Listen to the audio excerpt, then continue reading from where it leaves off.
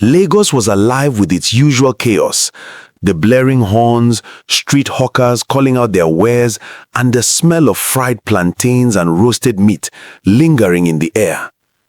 Amidst the noise, a modest apartment in Surulere held the quiet excitement of a young couple about to begin their life together. David, a 32-year-old man, tall and neatly dressed, adjusted his tie nervously in front of the mirror. Today, he was marrying Ada, the woman he had loved for years. To the outside world, everything looked perfect. Their smiles were radiant, their love apparent, and their family seemed pleased. But behind David's smile was a secret he had buried deep inside. He had never told anyone, not even Ada, that he had been struggling with impotence for years. He had convinced himself that love would cover everything, that somehow their union would work without the need for children. At least, that's what he told himself. The wedding was beautiful, small but elegant. The air was filled with laughter, music, and the clinking of glasses. Ada's family seemed thrilled to have David, a man they described as kind, hardworking, and generous, into their fold. David's parents, however, were quieter than expected. His father, Mr. Olumide, gave a stiff smile, while his mother whispered advice about carrying the family name. David felt the pressure immediately, the silent expectation that he would produce heirs. After the wedding, life settled into a routine. Lagos mornings brought the smell of akara and bread. Evenings brought the glow of traffic lights reflecting off the wet asphalt. And nights were filled with the quiet hum of ceiling fans and distant music from neighboring apartments. David and Ada tried everything to enjoy their life together. They went out to Marina, visited Lekki beaches, and spent weekends at Ikoyi cafes. Yet, the shadow of David's secret lingered.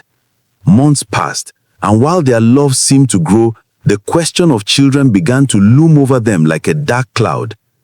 Ada's relatives, though polite, would drop subtle hints about grandchildren. So, when will we hear the pitter-patter of little feet?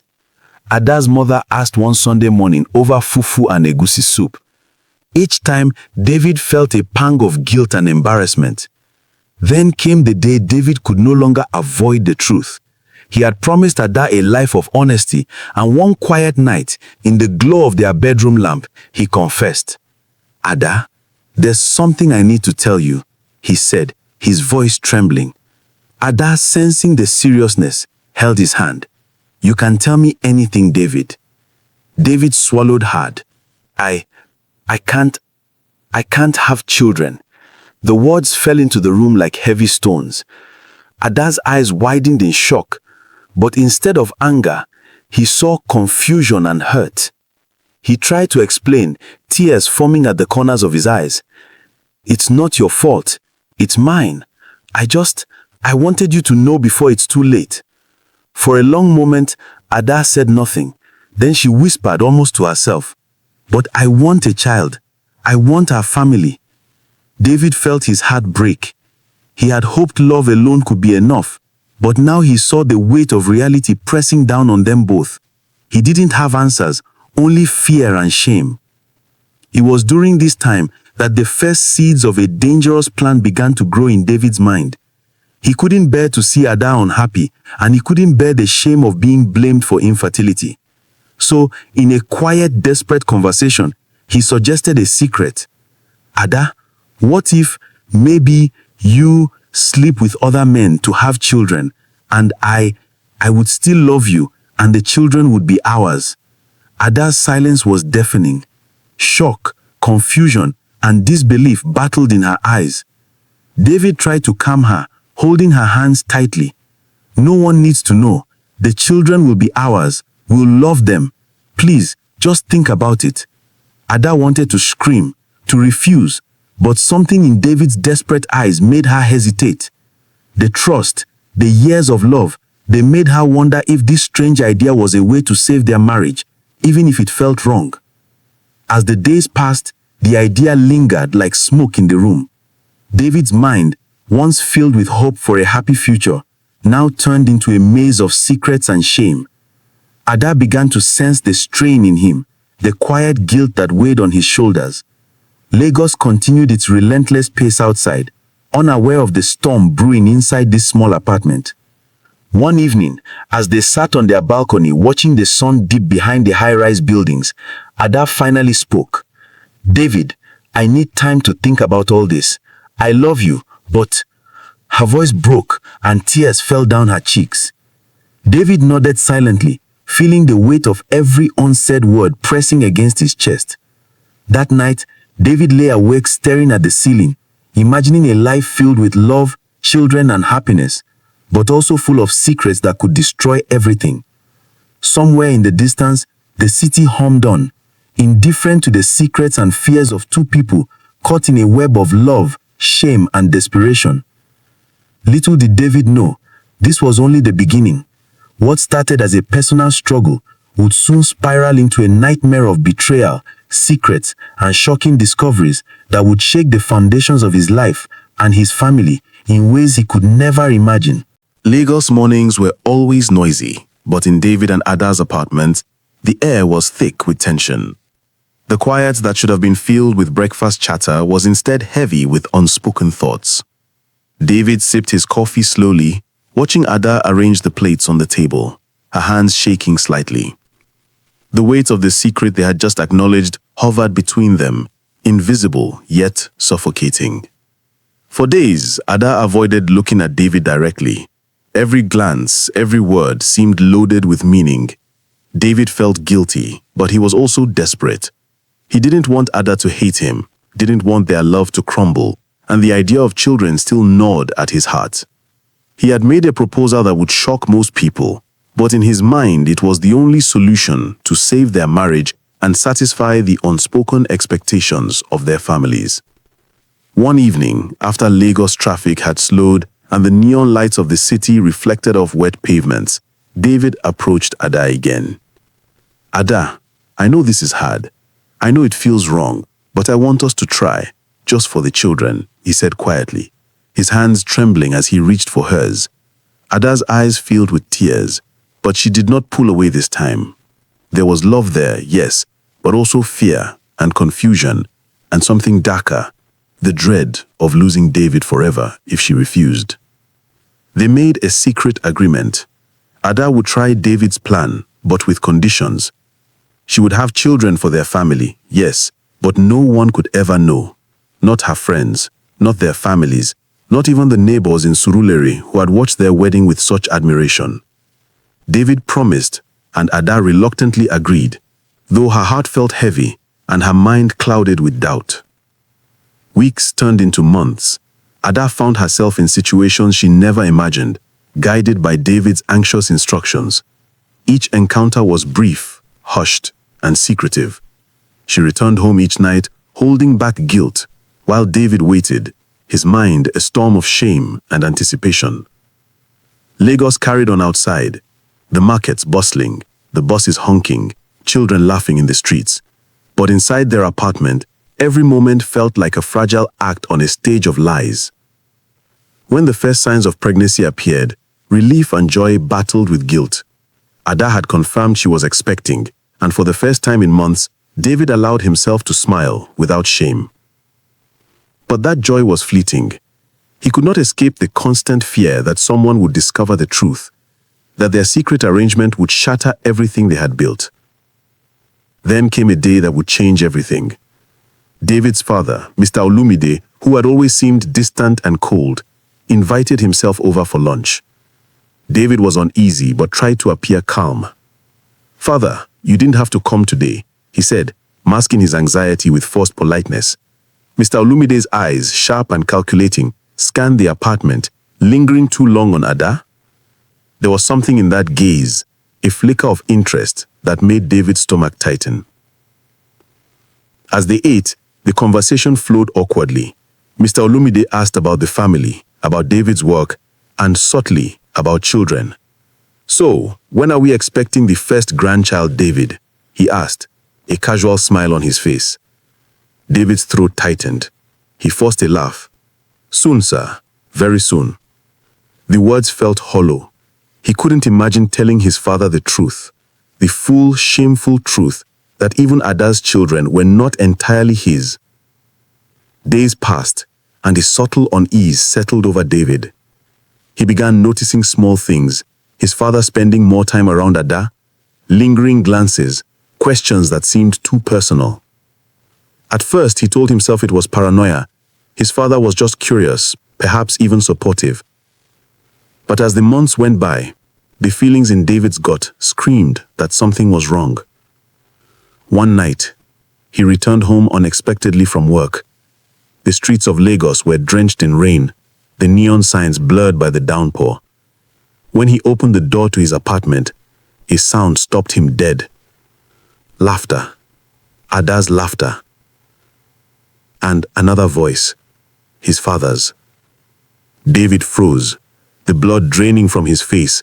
He slowly moved toward the bedroom, heart pounding in his chest like a drum. There, in the dim light of the room, he saw what he never expected. Ada, his beloved wife, and his father, together in a way that made David's world collapse. A wave of shock, anger, and disbelief crashed over him. For a long moment, David couldn't move, couldn't breathe. He wanted to scream, to run, to disappear, but his feet were glued to the floor. The betrayal was so deep, so unimaginable, that it left him paralyzed. The very foundation of his life, his marriage, his family, his trust, was crumbling before his eyes. As he stood there, hidden in the shadows, he realized the terrifying truth that the very man who had given him life was now entwined with the woman he loved in a way that would destroy everything. And in that horrifying moment, a chilling thought entered his mind. One of the children Ada carried, perhaps even the first, might not just be conceived outside of his own body, but by his own father. Lagos continued its noisy symphony outside, unaware of the tragedy unfolding, in a small apartment in Surulere. Inside, David's life had shifted from a quiet struggle with impotency to a nightmare of betrayal, secrets, and unimaginable shock. He knew that nothing would ever be the same again, and that the coming days would test every fiber of his being. David could hardly breathe. His body felt frozen, and his mind raced with confusion, anger, and horror. The sight of Ada and his father together in the bedroom replayed over and over in his head like a cruel nightmare. He wanted to scream, but the fear of being discovered kept him rooted to the spot. Lagos's usual chaos outside, the honking cars, shouting vendors, and distant music suddenly felt like a cruel contrast to the storm inside him. For hours, David sat in the darkness of the living room, unable to speak, unable to move. Every thought spiraled out of control. How long had this been happening? Was it recent or months in the making? Could it be? Was one of Ada's children actually his father's? The very idea made bile rise in his throat. The betrayal was not just emotional.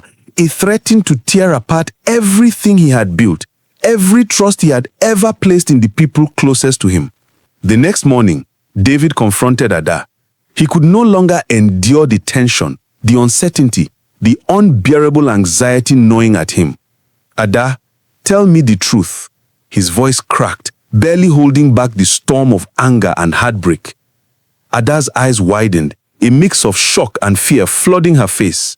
She tried to speak, to explain, but every word felt like a lie when the truth was too raw even for her to face. It's complicated, David, she whispered, her voice trembling. I didn't mean for it to happen. Your father, I never thought... Her words trailed off, the confession hanging like smoke in the room. David's chest heaved with rage and despair. How could this have happened? How could the man who raised him betray him in the most unimaginable way? In the days that followed, David became a shadow of himself. He walked the streets of Lagos, from Victoria Island to Ikeja, trying to find clarity in the chaos around him. Every corner, every market, every crowded bus reminded him of the normal life he had lost. He thought about the children Ada was carrying, his family, his love, and wondered which of them carried the stain of his father's betrayal. As David struggled to process, he realized he had to protect himself and the children. He could no longer trust anyone. His father, once a figure of authority and respect, had become the ultimate threat. He had to plan, observe, and wait. The shock had passed, but the anger and fear now drove him like a silent weapon. Every interaction with Ada became a game of masks and measured words. Meanwhile, Ada was trapped in her own guilt. The decision that once seemed like a way to save their marriage now felt like a prison. She loved David, yes, but the shadow of what had happened with his father loomed over her like a curse. Every smile she tried to give him was hollow, every touch tinged with shame. Lagos felt colder, harsher, as if the city itself judged the tangled mess of secrets and betrayal in that apartment. One night, as the rain poured heavily over Surulere, David decided to confront his father. He went to his father's house under the pretense of a routine visit, but his mind was sharp, ready to demand answers. Mr. Olumide greeted him with his usual stiff smile, oblivious, or pretending to be, to the storm in his son's eyes. David forced a calm tone. "Father, we need to talk, seriously." Mr. Olumide's eyes narrowed slightly, a flicker of something David couldn't read. "About what, David?" he asked, as if unaware of the truth David had already seen. But David knew he couldn't let it slide. "Don't play games with me. I saw you with Ada. Tell me why." The room grew tense. Silence stretched like a knife, and for a moment the power dynamics shifted. The man who had always been untouchable now faced the fury of a son who had nothing left to lose. Mr. Olumide leaned back, his expression unreadable. "David, life is complicated. There are things you cannot understand," he said slowly, almost casually. David's anger fled. "Complicated? Do you know what you have done? Do you know what you have destroyed? My trust, my marriage, my life." The words burned in the room like fire. As he stormed out into the rainy Lagos night, David realized one terrible truth. This was no longer just about his impotence, no longer just about the children. This was a war of secrets, betrayal, and survival. And if he was not careful, he would lose everything. His wife, his children, even his sanity. He made a silent vow under the pounding rain. He would uncover every secret, expose every lie, and make sure that nothing, no one would ever hurt his family again. But deep down, David knew the hardest part was yet to come. The tangled web of lies had only begun to unravel, and the shocking truth about his father, Ada, and the children would test the limits of trust, love, and morality in ways he could never have imagined. The days after David confronted his father felt like living in a fog. Lagos moved at its usual chaotic pace, buses honking, hawkers chasing passengers with gala and pure water, the never-ending traffic on Third Mainland Bridge. But for David, time felt slower, heavier. He carried the image of Ada and his father like a scar on his heart. Ada tried to pretend everything was normal. She cooked his favorite meals, played his favorite music, and smiled when he came home. But her eyes always betrayed her. There was guilt there, deep and raw, and no amount of food or laughter could cover it. Sometimes David caught her staring at him, as if silently begging for forgiveness, but his silence cut deeper than any words could. One evening, as they sat in the living room with the hum of the generator filling the silence, David finally spoke. "Ada, I need to know something," he said, his voice low but firm. Ada looked up nervously, clutching her wrapper tightly. "Did you with him more than once?" The question lingered in the air, heavy and sharp. Ada's lips trembled, tears forming in her eyes. She nodded slowly, unable to speak. David's chest tightened. His worst fear was now confirmed. This was not a single mistake. It was a pattern, a dangerous entanglement. His father hadn't just stolen a moment of weakness. He had made himself a shadow in their marriage. The betrayal cut so deep that David felt his own blood boil with shame. That night, David couldn't sleep. He stared at the ceiling, the fan spinning above him like a reminder of the cycles of secrets that had swallowed his family. Questions plagued him. Who was truly the father of Ada's child? Would his family ever look at him with respect again if the truth came out? And what did his father really want? The next morning, David took a bold step. He went to a private hospital in Ikeja and requested a DNA test. "I need to know," he whispered to the doctor, his voice shaking. The doctor, used to the quiet desperation of Lagos families, nodded without judgment. The samples were taken from the baby Ada had just delivered, their first child, a beautiful boy who carried the innocence of a world he did not choose. The waiting period was torture. David threw himself into work, roaming Lagos's bustling streets, as if movement could distract him from the storm in his mind. He watched young fathers playing football with their sons in the dusty fields of Surulere, and each scene cut him like a knife. Was he really a father, or was he just a man hiding behind another man's shadow? When the results finally came, David's hands trembled as he opened the envelope. His eyes scanned the paper, each word burning into his memory. The child was not his. His worst fear had come true. But the shock came in the details. The DNA matched a close relative, a very close relative. David's breath caught. It wasn't just any man, it was his father. The paper slipped from his hands. His heart pounded violently in his chest. His father was not only betraying him, but also planting his own blood in David's home, in David's marriage, in David's future. The betrayal was now more than personal. It was generational, a twisted cycle that mocked everything David stood for. That evening, David returned home to find Ada rocking the baby gently, humming a Yoruba lullaby. The sight was almost too much to bear. He wanted to rip the paper apart, to scream the truth in her face, but something in him held back. Ada looked up, her eyes tired yet tender, and whispered, "David, he's your son. Look how much he resembles you." David forced a smile, hiding the storm raging inside. He realized then that exposing the truth immediately would destroy everything, their marriage, their family, their dignity. The scandal would ripple through Lagos like wildfire. Neighbors would whisper, his relatives would laugh behind his back, and his father would still hold the power of silence. For now, David chose silence. But silence did not mean weakness. Deep inside, he vowed that his father would pay for every ounce of pain, every drop of shame, every stolen moment of peace. This was no longer about impotence or children or saving face. This was about justice. As he lay awake that night, the hum of Lagos in the distance, David realized something terrifying. His life was no longer his own. He was living in a house built on secrets, raising a child that was not his, and sharing a bed with a wife whose loyalty had been broken. But he also knew the truth was a weapon, and when the time was right, he would use it. The city outside moved on, unaware of the quiet storm brewing inside one man's heart. But David knew this was only the beginning. The DNA test was the key to a darker, more twisted reality, and he was about to unlock it. David no longer looked at life the same way. Lagos had not changed. The Danfo buses still screeched down Odre-Legba Road. The pepper sellers still shouted their prices at Mile 12 Market. The street lights still flickered along the Third Mainland Bridge. But David's heart had turned into a battlefield.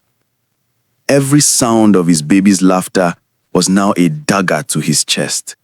Every time Ada called him Papa, the word felt like mockery. And every time his father's number flashed on his phone, David's blood boiled with rage. He had the truth in his hands now. The DNA result, neatly folded and hidden inside a brown envelope under his bed. But truth was dangerous. If he revealed it too soon, it would explode like a bomb and destroy him along with everyone else. So David chose another path. He would fight a silent war. He began to study his father more closely. Each Sunday, at the family compound in Ikeja, David watched Mr. Olumide, the way he carried himself, the way he gave Ada subtle glances when he thought no one was looking, the way he laughed too loudly whenever Ada entered the room. To others, it seemed harmless, but to David, every gesture was evidence, every smile a confession. Ada lived in quiet torment. She sensed David's change, his coldness, his watchfulness, his silence, but she could not bring herself to ask questions. She poured her energy into caring for the baby, hoping that perhaps time would heal their wounds. But the guilt weighed heavily on her, and sometimes, in the middle of the night, David would hear her crying softly, thinking he was asleep. David's plan began with patience. He started keeping records, notes, observations, little details that most would overlook. He noted when his father visited unannounced, when Ada returned from errands looking unsettled, when the baby smiled a little too brightly in his father's arms. He was piecing together a puzzle no one else even knew existed. One evening, while Ada prepared dinner, David slipped out to see an old friend, Kunle, a lawyer he trusted. Over suya and cold drinks at a noisy bar in Yaba, David leaned closer and whispered, "Kunle, if a man betrays his son in the worst way, and I have proof, how can that proof be used against him?" Kunle frowned, puzzled. "What kind of proof, David?" David hesitated, then lied. "Let's just say it's family, and it's about blood." Kunle sighed heavily. "Be careful, my brother. Family secrets can kill faster than bullets. If you want justice, you must move like a thief in the night. Quiet, careful, unseen." Those words etched themselves into David's mind. Quiet, careful, unseen. That would be his strategy. The next day, David came home earlier than usual. I found his father sitting comfortably in the living room, chatting with Ada as though he owned the place. His heart pounded, but he masked his rage with a smile. "Ah, father, you are here," he said politely, but his fists were clenched behind his back. That evening, after his father left, David cornered Ada in the kitchen. "Did he touch you today? Did he say anything?" His voice was low, almost a growl. Ada shook her head frantically, tears spilling down her face. "No, David, I swear, I don't want this. I didn't want any of this." But David's silence was louder than her cries.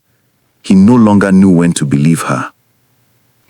At night, while Ada slept, David sat on the balcony overlooking the restless streets of Surulere. The sounds of generators, laughter from beer parlors, and gospel music from distant churches filled the air. He held the DNA paper in his hand, staring at it as if it was both a curse and a weapon. He whispered to himself, "This is not over. Father, you will not destroy me." The days stretched into weeks, and David grew more cunning. He began setting subtle traps, asking questions during family dinners, planting small lies to test his father's reactions, observing others' body language whenever his father was near. Each discovery was like fuel to his silent fire. He was preparing for a war no one else even knew existed, a war that would end either in his victory or in the complete destruction of his family. And then one night, a chilling thought struck him as he watched his baby sleeping peacefully. What if my father doesn't just want Ada? What if he wants to replace me completely? The idea made his blood run cold.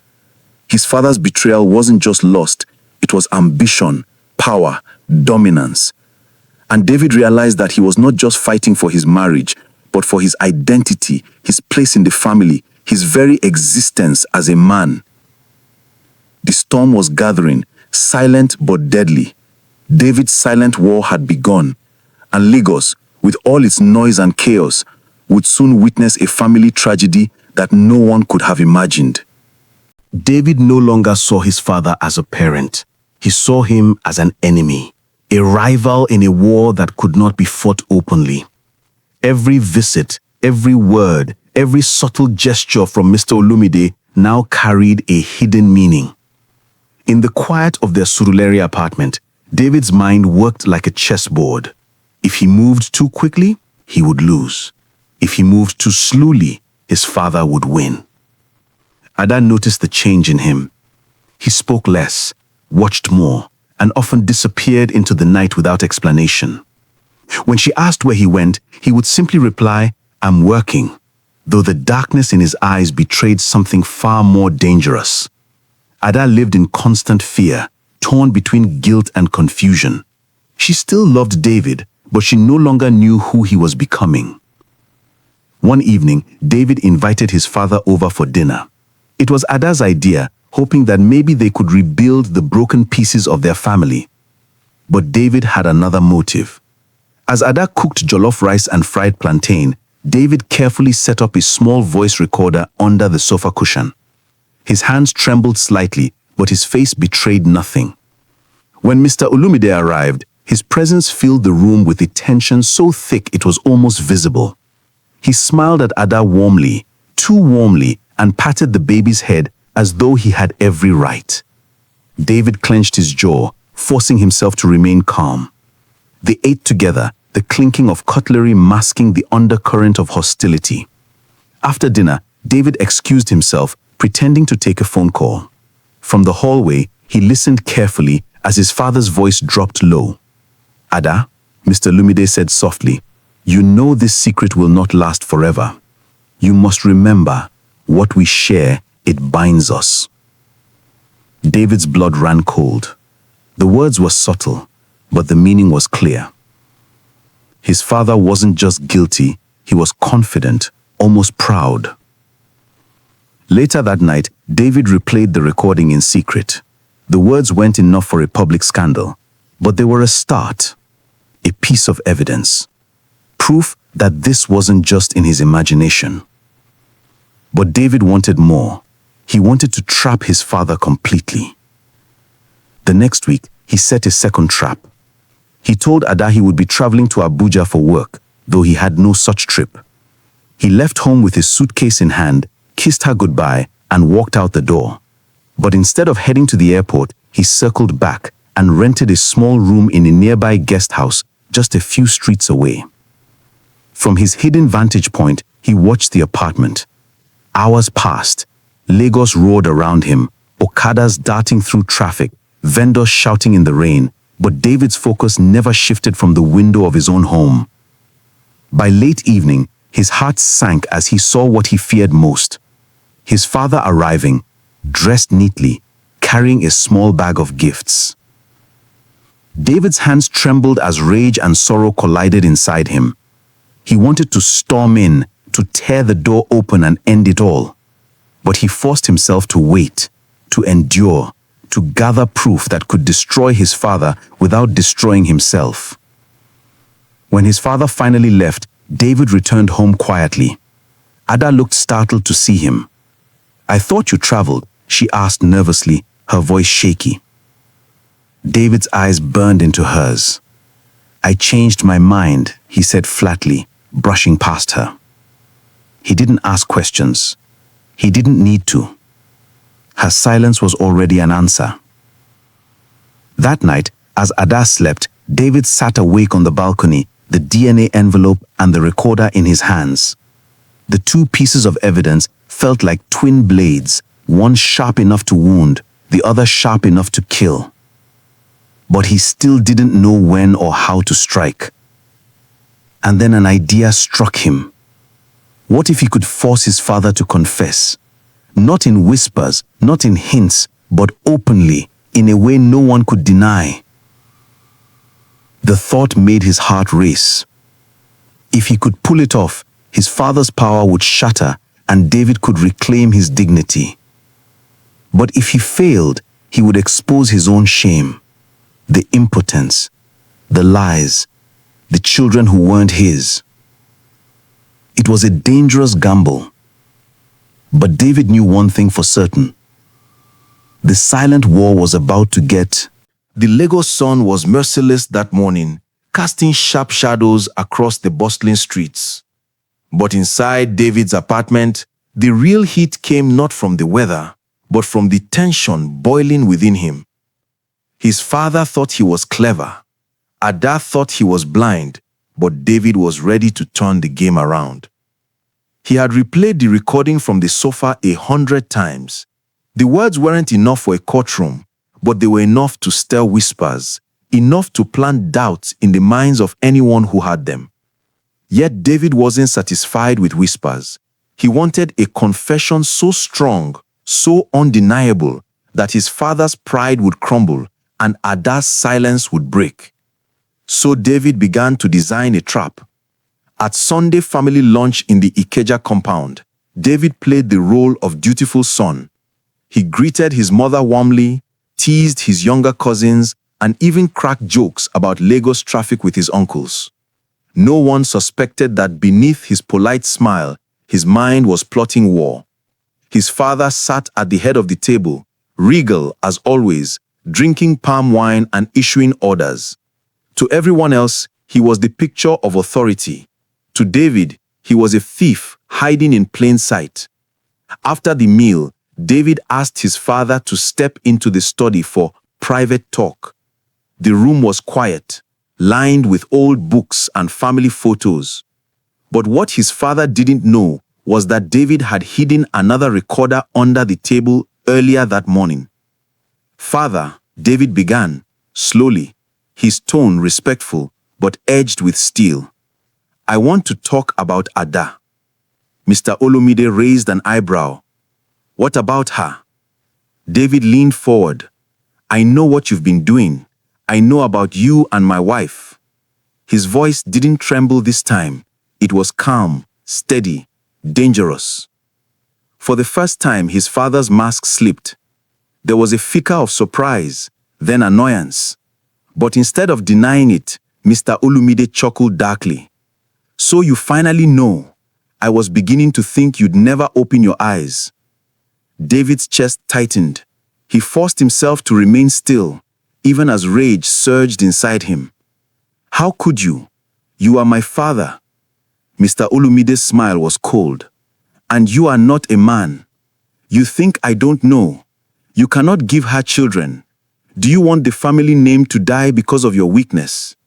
I only did what you could not do." The words struck like thunder, but David kept his face blank. Inside though, every word tore at him, stripping away his dignity. Yet, this was what he had come for, a confession, spoken openly, recorded in the dark belly of the study. He left the room shaking, the recorder heavy in his pocket. His father thought he had won, thought he had justified himself. But David knew he now had the weapon that could end everything. That night, David sat in his car parked along a dark street in Surulere, staring at the recorder. The confession was there, raw and ugly, a blade sharper than any knife. He imagined playing it at the next family gathering, watching the shock ripple across every face. He imagined Ada falling to her knees in shame, his father shrinking under the weight of his own words. But a voice inside him whispered caution. If he revealed it too soon, the scandal could destroy him too. People would ask questions about his impotence, about Ada's choices, about the children. He might win the battle, but lose his dignity forever. So he waited. He planned. He began to think not just of revenge, but of control. If he used the confession wisely, he could turn the tables, make his father live in fear, make Ada desperate to please him, make the entire family bow to his silence. But as David's mind swelled with strategy, Ada entered the room quietly, carrying the baby. She placed the child in his arms, her eyes red from crying. "David," she whispered, "please, don't destroy us. Whatever you're planning, please stop. I beg you." David looked at her, torn between love and fury. The baby's innocent eyes stared up at him, unaware of the storm surrounding his birth. For a moment, David's heart softened. But then he remembered his father's words. "I only did what you could not do." His jaw tightened. The war was no longer just about secrets. It was about power, and David had finally found the weapon he needed to fight back. The trap had been set. The confession was his. Now it was only a matter of when and how he would strike. David had always grown up in his father's shadow. In the compound at Ikeja, Mr. Olumide's word was law. His wealth commanded respect, his voice silenced arguments, and his presence filled any room like thunderclouds before a storm. But for the first time in his life, David no longer felt small. Hidden in his pocket was a confession powerful enough to make the thunderclouds scatter. The recording was now his greatest weapon, but also his greatest burden. At night, he would play it again and again, hearing the cold arrogance in his father's voice. "You cannot give her children. I only did what you could not do." Every time the words echoed, David's anger deepened, but so did his sense of power. For once, his father's strength had become his weakness. He started small. The next time his father called for him to come to the family business office in Marina, David arrived late, something he had never dared to do before. When Mr. Olumide scolded him, David simply smiled and said, "You wouldn't want me to share certain conversations with anyone, would you?" The look on his father's face was priceless. Shock melting into rage, then quickly masked with false calm. From that moment, the balance had shifted. At home, David's silence turned into quiet dominance. Ada noticed it. He no longer pleaded with her for affection, nor did he ask questions about where she had been. Instead, he looked at her with a calm that unsettled her. "You will not lie to me again," he told her one evening as she folded laundry. She tried to deny, to explain, but his voice was steady, almost chilling. "I know everything. I hold everything. Don't test me." Ada broke down in tears, begging him not to expose her. David didn't raise his hand, didn't shout. He only nodded slowly, as though weighing her words like a judge. For the first time, Ada realized that the man she once thought weak now held the power to destroy her life. But David wasn't satisfied with controlling his wife. He wanted his father to feel the same fear. So he tested his new weapon further. During another family gathering, as uncles and cousins laughed over plates of suya, David leaned close to his father and whispered, "Do you want them to hear your confession now? Or should I wait until Christmas lunch?" His father's glass nearly slipped from his hand. The mighty Olumide, who once mocked David for being less than a man, now trembled at the thought of exposure. He forced a smile, clapped David on the shoulder, and pretended all was well. But David saw the truth. His father was afraid. For days after, David enjoyed this new role. He walked with a confidence he had never felt before. At the office, he made bold decisions without seeking approval. At home, Ada's obedience became almost automatic. For the first time, he wasn't just surviving, he was in control. But power is a dangerous thing. The more David tasted it, the more reckless he became. One night, after a heated argument, he threatened his father outright. "If you ever come near Ada again," he said coldly, "I will make the whole world hear your confession." His father's face darkened. "Be careful, David. You are playing with fire. If you expose me, you expose yourself. Do you think people will not laugh at you? Do you think they will not ask how your wife found children outside your marriage? You will be finished." For a moment, David faltered. His father was right. The confession was a double-edged sword. It could destroy his father, but it could also destroy him. That night, David lay awake, staring at the ceiling.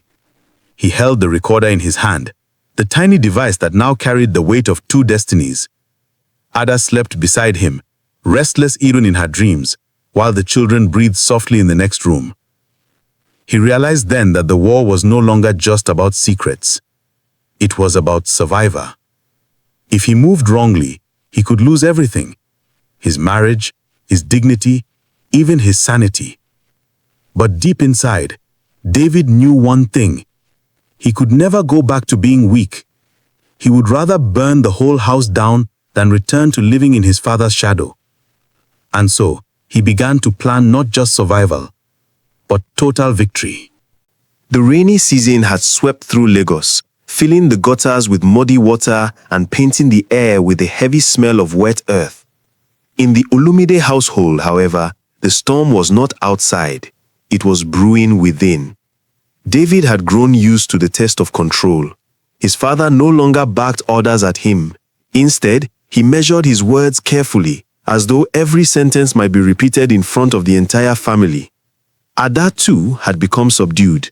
She walked on eggshells around him, obeying his quiet commands with trembling hands. For the first time since the shame of his impotence was exposed in his heart, David felt like a man again. But power has a way of demanding more. The confession in his pocket was not just leverage, it was an addiction. David wanted to see how far he could push it. One evening, he called his father to a bar in Victoria Island, far from the family compound where curious ears might listen. They sat in a private booth, soft high-life music playing in the background. David leaned across the cable, his eyes cold. "You are going to sign the shares of the family business in my name," David said flatly. His father's jaw tightened. "You dare?" David smiled faintly.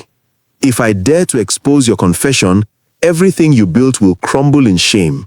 Your name will rot. But if you hand me the power, the family will never know." For the first time, David saw genuine fear in his father's eyes, not just of exposure, but of losing the empire he had spent his life building. Mr. Olumide said nothing for a long time, his fingers drumming slowly on the table. Finally, he muttered, "You are becoming dangerous, David." "Dangerous men survive," David replied coldly. That night, David felt victorious. He had demanded the unthinkable, and though his father had not agreed, he had not refused either. A crack had appeared in the mighty wall of Olumide, and David intended to tear it down brick by brick. But as David rose higher, Ada grew more afraid. She approached him one night while he was reviewing documents at his desk. Her voice shook. "David, this thing you are doing, it will destroy us. Your father will not sit quietly. He is not the kind of man to bow forever. He will strike back." David's pen froze mid-signature. He turned slowly to face her. "And what do you suggest? That I forgive him? That I smile and thank him for giving you children that should have been mine?" Ada's tears spilled. "I don't know, but I know this path you are on, it is dark, and once you go too far, there will be no way back." David stared at her for a long moment, then returned to his papers. "It's already too late, Ada. I can't go back." What David did not know was that his father had already begun to fight in silence. Mr. Olumide was too proud to be blackmailed forever. If David wanted war, then war he would have, but on his father's terms. A week later, strange things began to happen.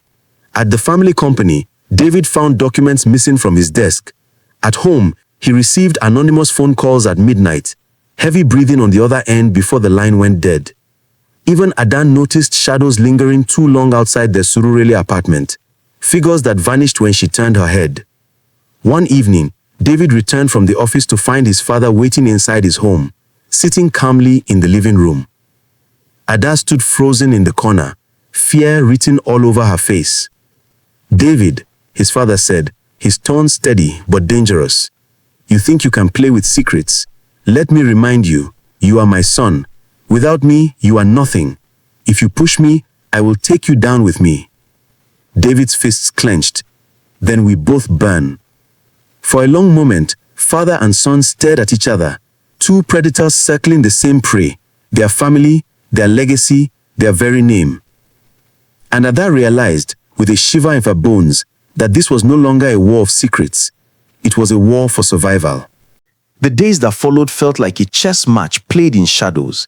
Every move David made was met with an unseen counter, every step forward blocked by an invisible hand.